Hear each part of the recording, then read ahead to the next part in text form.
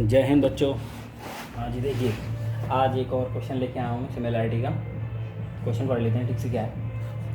A vertical pole of length 6 centimetre, यानी कि ये मान लो हमारा क्या है 6 सेंटीमीटर का एक पोल है। कास्ट अ शैडो, एक परछाई कास्ट कर रहा है, बना रहा है 4 मीटर लॉन्ग। ये पोल है 6 मीटर का और इसकी परछाई है 4 मीटर। ऑन द ग्राउंड बन रही है।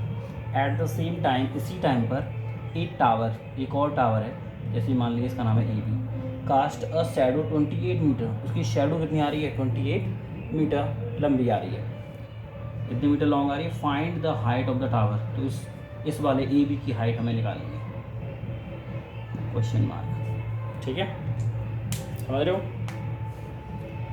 तो देखिए सिमिलैरिटी लगानी है हमें, कैसे लगाएंगे। सॉल्यूशन क्या करा है, in triangle A B C and P Q R, A B C और पी क्यू आर दोनों ट्राइंगल में सिमिलैरिटी लगाओ। क्या पता चल रहा है कि एंगल बी ये भी कितना है 90 डिग्री, और एंगल क्यू ये भी कितना है 90 डिग्री। एक तो ये है, और एक angle a equals to angle p, angle a और angle p angle made by the shadow, इस शैडो से बन रहे हैं। ठीक है, क्योंकि एट द सेम टाइम लिखा हुआ है क्वेश्चन में, आप देख पा रहे हो एट द सेम टाइम, इसी टाइम पर। ठीक, तो ए सिमिलैरिटी एंगल सिमिलैरिटी से ट्राइंगल ए बी सी और पी क्यू आर दोनों एक दूसरे के सिमिलर हैं। तो इसका मतलब ये हुआ कि जो रेशियो इनकी परछाई में आ रहा है वही रेशियो इनकी हाइट में भी आएगा। तो क्या करेंगे, A B upon P Q, यानी हाइट के नीचे हाइट, और B C upon Q R, base के नीचे बेस।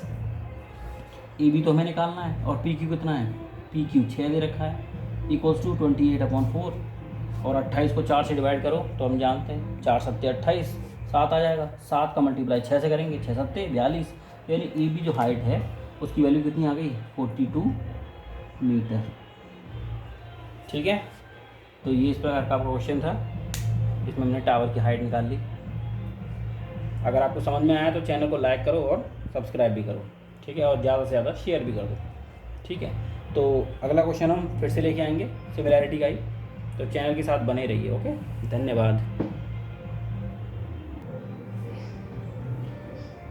हाँ बच्चों, देखो एक और क्वेश्चन आया है, देखो क्या है।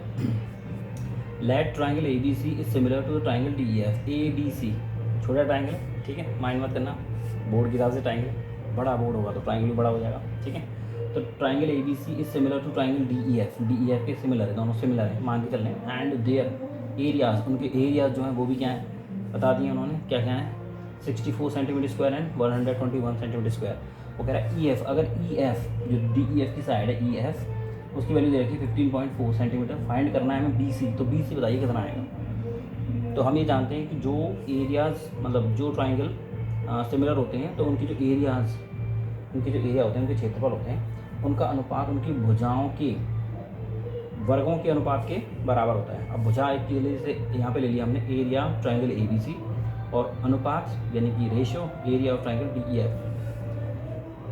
और ए बी सी की भुजा कौन सी ले ली, बी सी, और डी ई एफ की ई एफ। ई एफ ही क्यों ली है, क्योंकि हमें दे रखी ई एफ, और उसकी संगत भुजा यानी कि उसके जैसी भुजा, यानी ये आधार है तो ये भी आधार, तो इसलिए बी सी ले लिया। ठीक है, अब देखिए बी सी स्क्वायर अपॉन यहाँ हो जाएगा B C upon E F का होल स्क्वायर। अब एरिया की वैल्यू देखिए 64, ए बी सी का, डी एफ का 121, बी सी अपॉन 15.4, इसका टोटल होल स्क्वायर। ठीक है, अब देखिए यहाँ से स्क्वायर हटेगा या इन दोनों का रूट करेंगे तो यहाँ रूट आ जाएगा, यहाँ से स्क्वायर हट गया। 64 अपॉन 121 का under root equals to B C upon 15.4। ये आपकी समझ में आ गया होगा कैसे हुआ। दोनों पे रूट लगाएंगे तो रूट से स्क्वायर हट जाएगा, ये सिंपल आ जाएगा, इस पर रूट रह जाएगा। अब हम जानते हैं 64 का अंडर रूट कितना होता है 8, और 121 का कितना होता है 11। ठीक है, बी सी बटे 15.4। ठीक है, अब हमें बी सी निकालना है तो क्या करेंगे, इसका इससे मल्टीप्लाई कर देंगे और 11 अपनी जगह पे ही रहेगा, केवल इसका इससे मल्टीप्लाई करना है ऊपर। तो B C equals to by the cross multiplication, इसको क्रॉस मल्टीप्लिकेशन कहते हैं, वज्र गुणा। ठीक है, इसका इससे गुणा किया 8 इंटू 15.4 अपॉन 11, 11 से काट दिया इसको, 11 एकम 11, देखो 11 एकम 11 और 11 एकम 11 यहाँ पॉइंट, और फिर 11 चौके 44 और 14 अट्टे 112, 112 का मतलब एक छोड़ के पॉइंट लगा दिया 11.2 सेंटीमीटर। ठीक है, तो आ गया हमारा क्या बी सी, यही पूछा था क्वेश्चन में। तो ऐसे ही मज़ेदार क्वेश्चन आते रहेंगे, चैनल को सब्सक्राइब करो ज़्यादा से ज़्यादा। ठीक है, और भेजो अपने दोस्तों यारों को, और क्या है, इतनी सारी वीडियोस भेजते रहते हो, इसको भी भेज दो, ठीक है। और भी क्वेश्चन लेके आ रहा हूँ मैं आपके लिए। Thank you. हाँ तो दोस्तों देखो अगला क्वेश्चन क्या है, बहुत ही इंटरेस्टिंग क्वेश्चन है, थोड़ा ध्यान से देखना।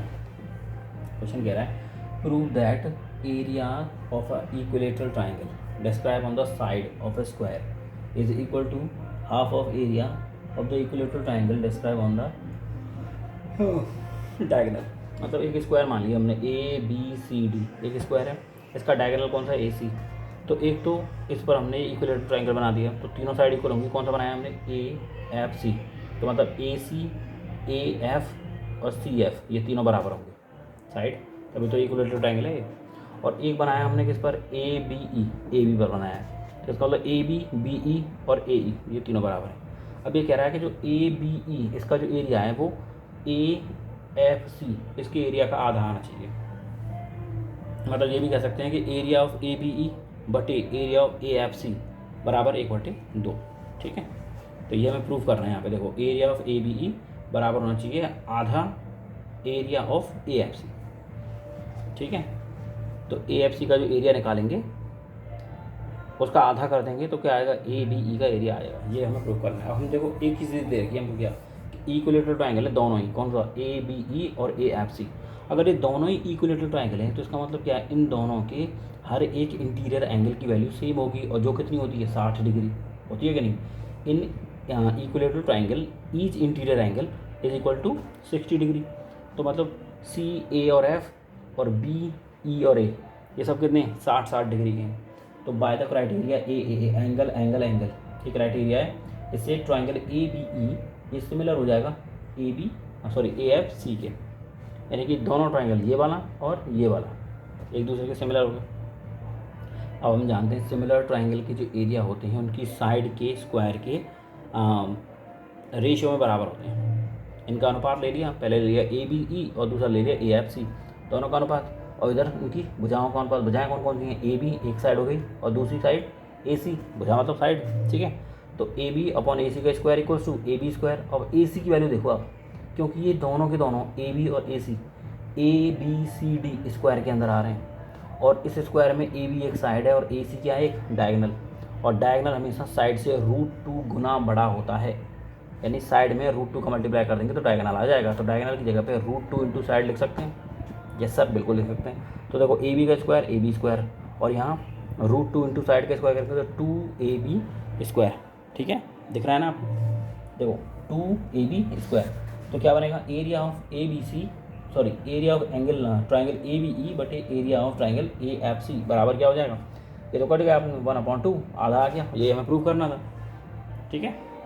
और समझ में आया, अगर आए तो भेजो अपने दोस्तों को, और क्या है, जिससे उनकी भी समझ में आ जाए।